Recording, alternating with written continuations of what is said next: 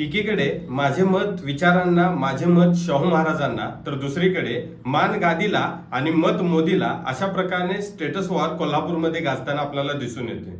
सध्याचं कोल्हापूरचं राजकारणामध्ये शाहू महाराजांचं नाव हे महाविकास आघाडी करून जवळपास निश्चित झालेलंच आहे. तर याला काउंटर म्हणून महायुती एक नवीनच प्लॅन आखताना आपल्याला प्रसारमाध्यमांमधून दिसून येत आहे. महायुती सध्या राजे विरुद्ध राजे असा सामना पुढे आणू शकतं हे आपल्याला दिसून येऊ शकतं. नमस्कार, मी स्वप्नील पाटील. लाईव्ह जनमतमध्ये आपलं सर्वांचं पुन्हा एकदा स्वागत आहे. कोल्हापूर हा कुस्तीच्या आखाड्यासाठी ओळखला जातोच आणि या आखाड्यामध्येच निवडणुकीच्या रिंगणामध्ये सध्या शाहू महाराजांचं नाव महाविकास आघाडीकडून निश्चित झालेलंच आहे. शाहू महाराजांना निवडणूक रिंगणात उतरवण्यासाठी प्रयत्न केले ते म्हणजे सतेज पाटलांनी. शाहू महाराजांची जर पार्श्वभूमी बघितली तर सध्या त्यांचं नाव जवळपास निश्चित करणारा चेहरा म्हणजे संभाजीराजे.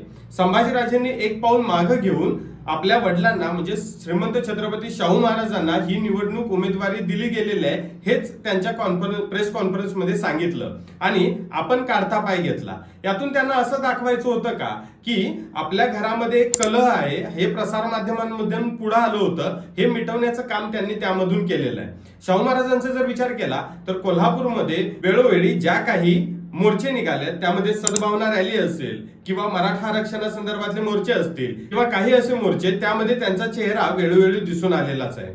मग संभाजीराजे हे मागे गेल्यानंतर शाहू महाराजांना निवडणूक रिंगणात उतरवून सतेज पाटील यांनी 3 डाव साधलेला आपल्याला दिसून येतात. यातील पहिला डाव असा सांगतो की शाहू महाराजांना निवडणूक रिंगणात उतरवून सतेज पाटील हे त्यांचा उपयोग हा कोल्हापूर पुरता मर्यादित न ठेवता पश्चिम महाराष्ट्रात त्यांना एक स्टार प्रचारक म्हणून नेमू शकतात.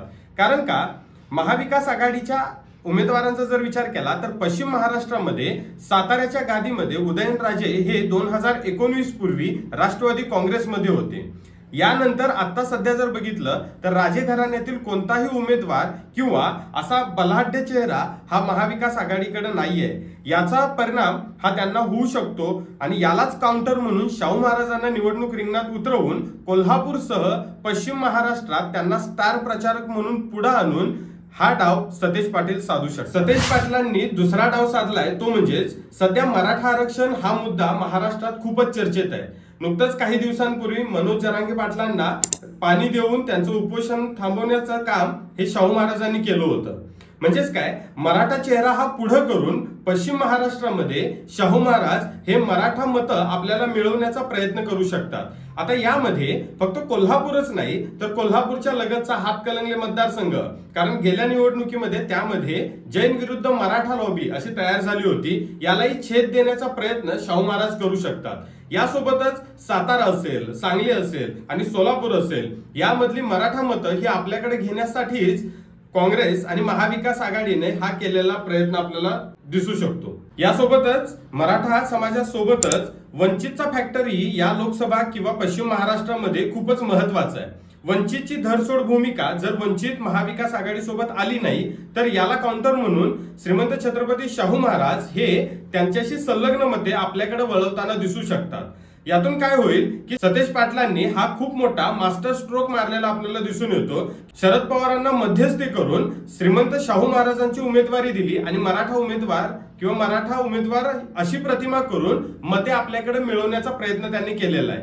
पण याच वेळेला जनमानसात असाही एक विचार आहे की तो म्हणजेच 2019 ला ह्याच शरद पवारांनी राजे घराण्यातील म्हणजेच उदयनराजे यांच्या विरोधात आपल्या मित्राला उभा केलं आणि त्यावेळेला ती मतं कुठेतरी फोडण्याचा प्रयत्न केला. मग आताही लोक असाही विचार करू शकतात की जर 2019 ला जर राजे विरुद्ध जनता किंवा असा जर प्रचार झाला होता तर आता कसा होईल. एकीकडे सतेज पाटलांनी शरद पवारांना मध्यस्थी करून श्रीमंत शाहू महाराजांना उमेदवारी दिलेल्याचे कारण असं आहे की राजे घराणे असेल, सहानुभूती आणि मराठा मतं आपल्याला मिळवून आपण राजे घराण्याविषयी वैचारिक वसा हा पुढे घेऊन जात आहोत.